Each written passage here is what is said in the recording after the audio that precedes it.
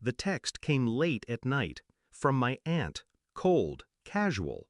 By the way, we're keeping the guest list tight, you're not included. Minutes later, my mother chimed in. It's not personal. But it was, and they knew it.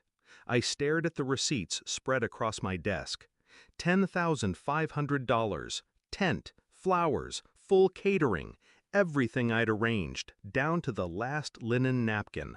Paid for with hours I'd worked, weekends I'd lost, corners I'd cut to make ends meet.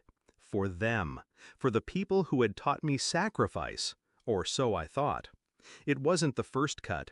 Growing up, I was the placeholder child, the one who stayed quiet while they poured love into my sister. She was the star, I was the shadow. Birthdays forgotten, achievements dismissed.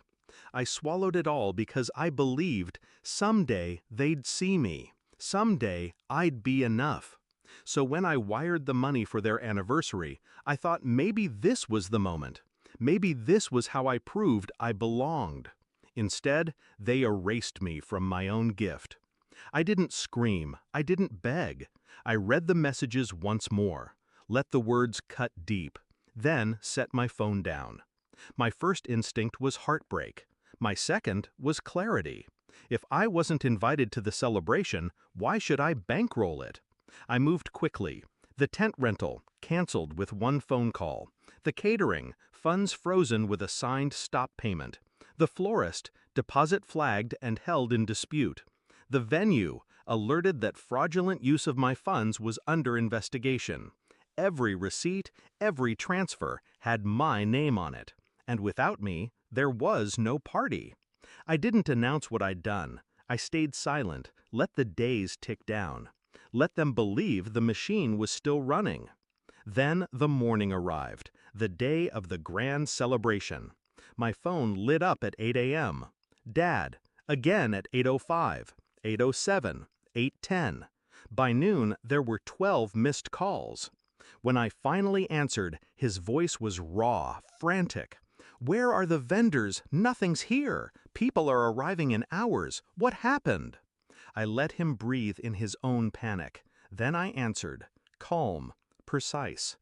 You told me it wasn't personal, so I made sure it wasn't.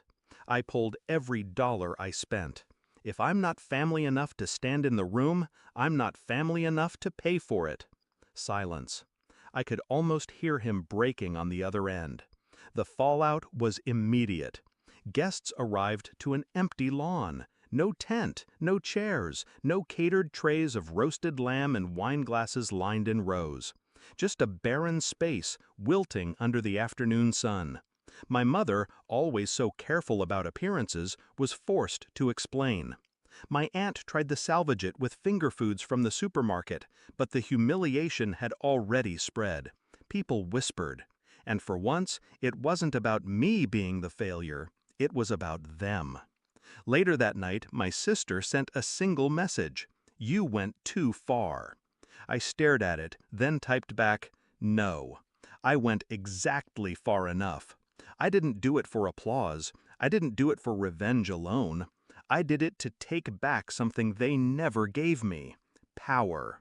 For years, they made me believe I was disposable, that I should be grateful for scraps of attention, scraps of love. But that day, I proved a truth they could never ignore. I was the one holding the strings. Now, when I think of that canceled party, I don't feel guilt. I feel free. Because they taught me love was conditional, so I showed them money was too.